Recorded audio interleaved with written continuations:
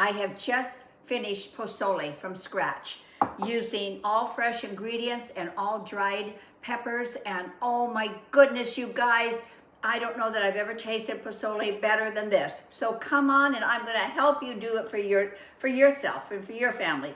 Come on in, I'm in the kitchen. Good morning, Grandma Roseanne here, and we are going to make Mexican posole.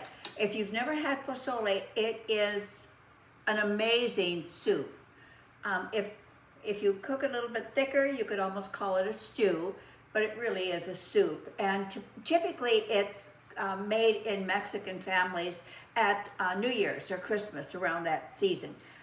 I think it's just incredibly wonderful, flavorful soup that I like all year long, so that's what we're going to do.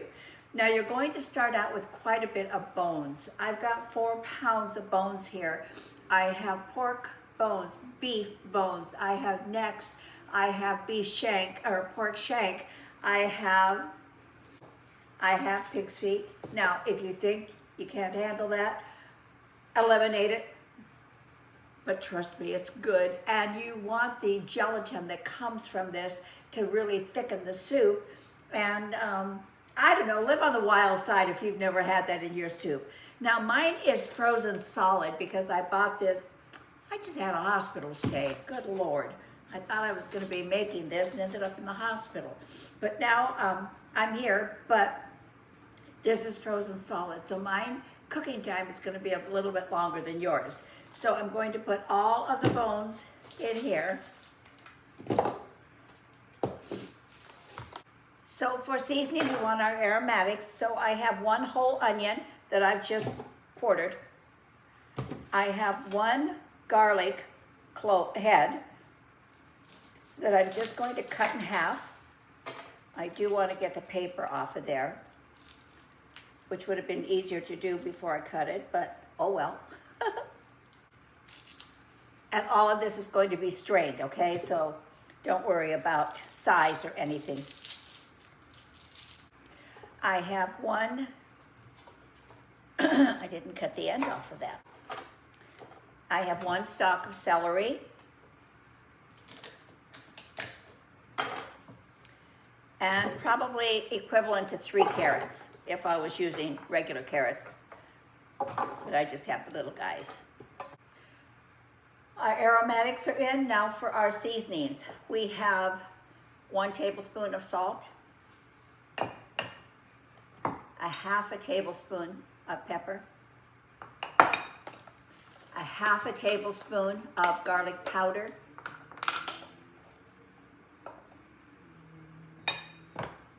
a half a tablespoon of onion powder,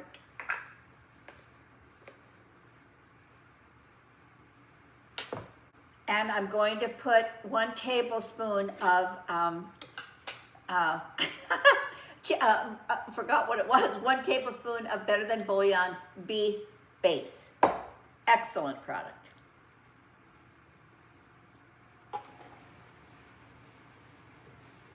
Now I'm going to fill this with water, and depending on the size of your pan, how many bones you're using, you know, I want maybe 3 inches above the bones. These are going to simmer for probably 3 hours. I want to extract all of the juice out of those bones. I want that marrow out. I want the gelatin from those pig's feet out. I want it to be so flavorful. I'm going to fill this with water. I'm going to put it on my stove. I'm going to bring it up to a boil, reduce it to a simmer. Now, once I reduce it to a simmer, you have the impurities from the meat that will rise. You want to get rid of those. Now, not everybody does that. I like to get rid of them. So I'm not going to be here to show you how to do it. You know how to skim. Just take a little spoon and go around and just pick up the little white foamy stuff on the top and get rid of that. After I have done that, I'm going to put in 1 tablespoon of oregano. The reason I'm not putting it in right now is because it floats to the top, and when you skim, you're gonna get rid of all your oregano, which is not a good thing. The one thing on your oregano, as you're ready to put it into your hand first, and then do this, and just crush it in. Let this go 2.5 to 3 hours. and I will be back and we will do the next step. Now the chilies that I'm using, this is I don't know how to pronounce it, I'm so sorry. It's Guajillo chili pod. So I want to take a few of those out. I want to remove the stem and the seeds.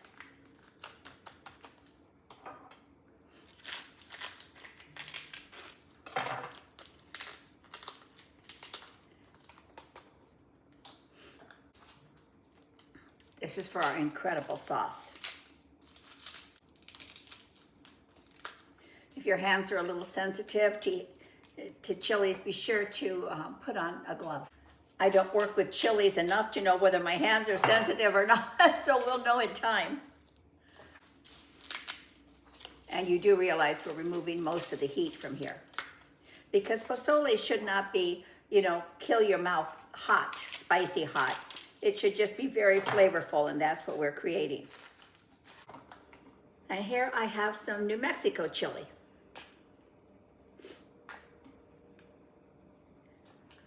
Doesn't seem to have any seeds in it, which is nice. Makes our life easier.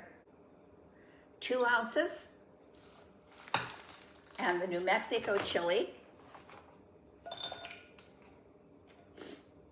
I have 3 and almost 4 ounces.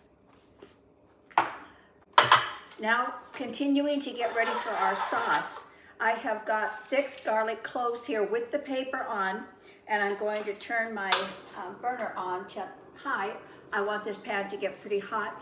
We're going to just roast these until they become kind of spotty brown on the outside. And this is, again, going to be incorporated into our sauce. Did I mention we're leaving the paper on? Leave the paper on. Everything that we're doing here, all the seasoning that went into our pot, and what we're doing here with our browning and our charring, we're just building the intensity of flavor in that finished product of posole. Can you see this? Hopefully you can see this. That's what we're looking for when it gets spotty like that.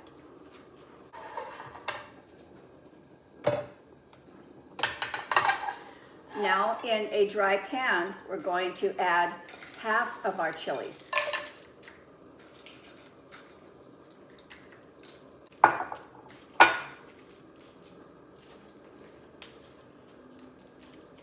And do you have to do this step? No, you actually do not have to do, you don't have to do anything.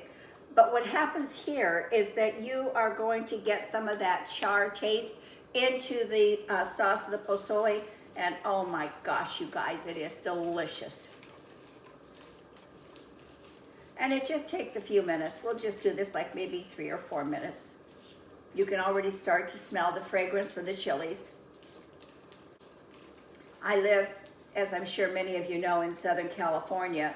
So being able to go into a Mexican market and get posole any time of the year is very available to us. Now, I know some of you may not have that ability to do, so you might really want to make your own. But even though we can get it, I love making my own. In there.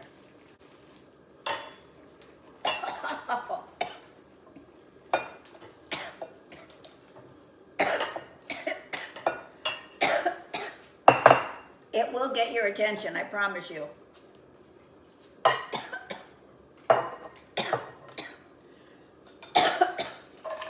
Now the second chilies go in, same thing. While I was charring these peppers, the liquid over here came to a very hard boil. So I took the lid off, turned it down to a simmer, and then I will go in and skim off the impurities and 2 tablespoons of oregano. Now, you will control the intensity of the heat in this posole depending on which chilies you're using. I really wish I was more knowledgeable and could tell you the chilies that are flavorful with no heat all the way up to it's going to kill you if you take a bite of it chili, but I don't know. So best thing to do is what I do. When I go to a store, a Mexican market, I will ask them which chilies would give me a mild to a medium heat. And they're usually pretty good about telling me. And I love finding little Mexican women because they really know how to cook. So if I can find a guy who works at the store or a little Mexican woman, I'm going for the woman. I think we are good there.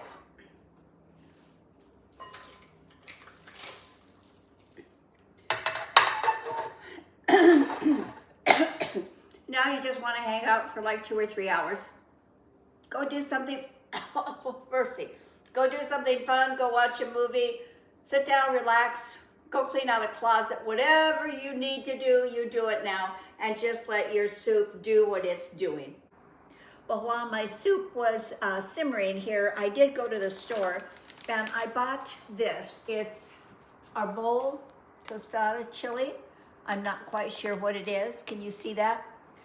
What I did is took about 8 of them and I roasted them and I put them over here separate from the other chilies because I think these are hot.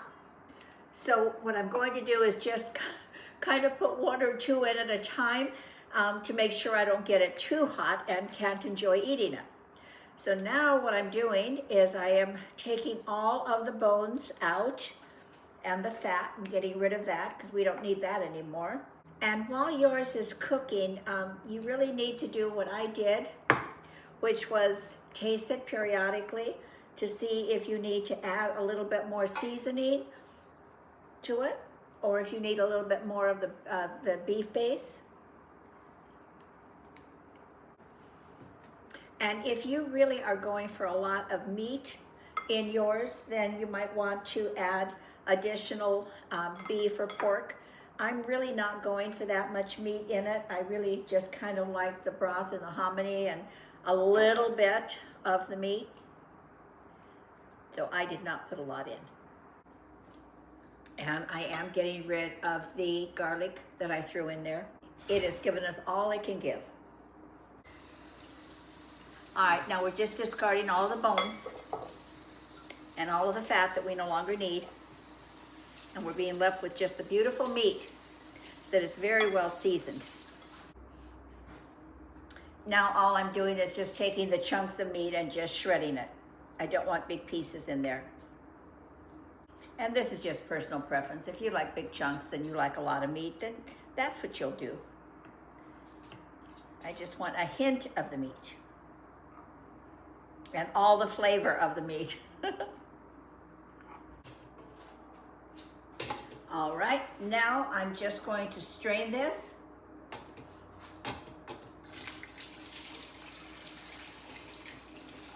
And it is hot.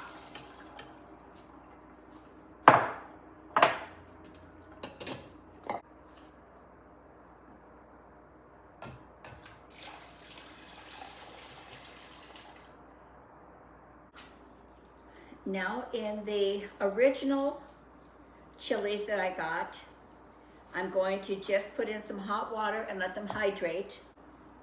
And I'm keeping them separate from these other little guys because I'm just not sure how hot those are. I'm going to put a little bit of the broth in here.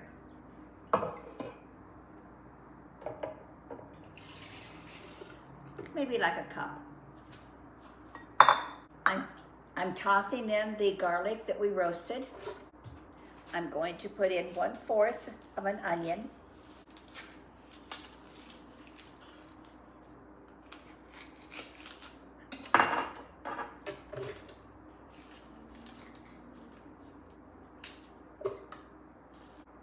One tablespoon oregano, 2 teaspoons cumin,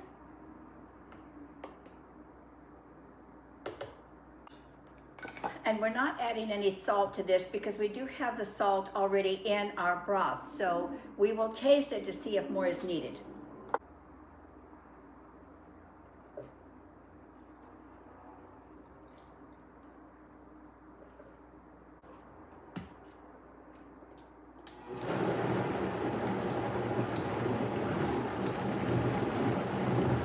And you want this very smooth.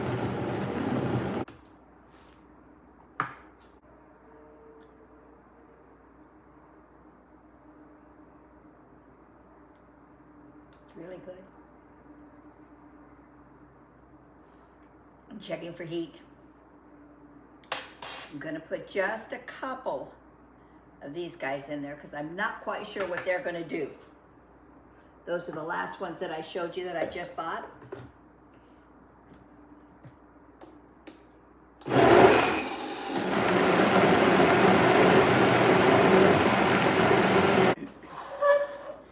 Now I'm heating a pan and putting just maybe a couple of teaspoons of oil in there. My pan's not big enough. Now my pan's big enough.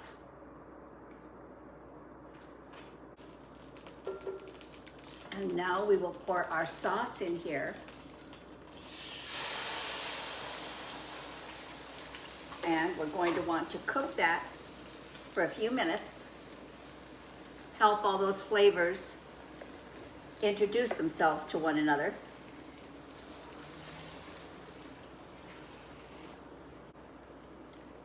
I don't know how much broth I'm putting in there. I just want to loosen it up.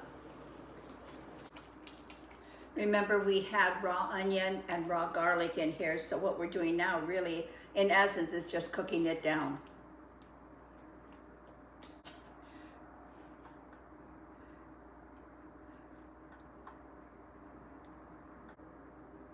That is very, very rich in flavor. Now I'm bringing my strainer back.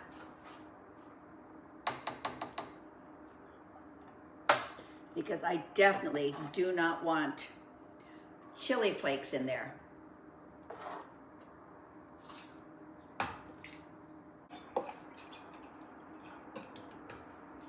Now I'm just pouring liquid just to make sure that I have enough liquid in there to get the rest of the chili through. Now we will put all of our meat back in.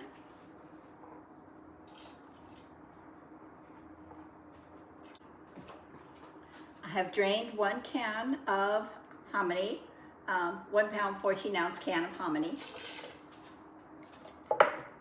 We'll give that a nice stir.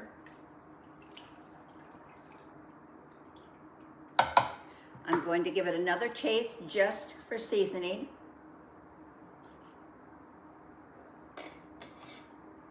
That is so good. And it's going to go back on the stove for probably 15 to 20 minutes and it'll be done. Well, we're now ready for our garnishes. And traditionally,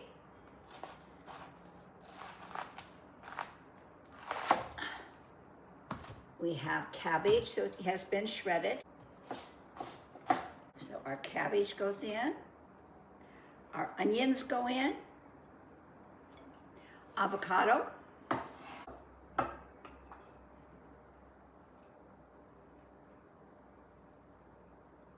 just a little touch of lime juice.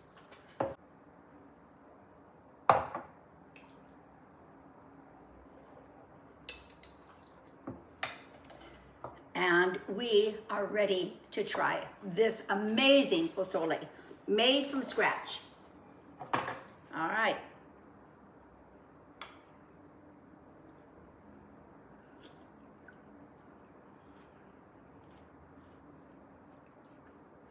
That's perfect, you guys. That is really, really, really perfect. Flavorful, hearty. Seasoning is perfect in it. So thank you so much. I'll leave the ingredients below. Hit the bell. Hit the little the little like button and the thumbs up and subscribe. Come back anytime and go enjoy posole with you and your family. Thank you. Bye.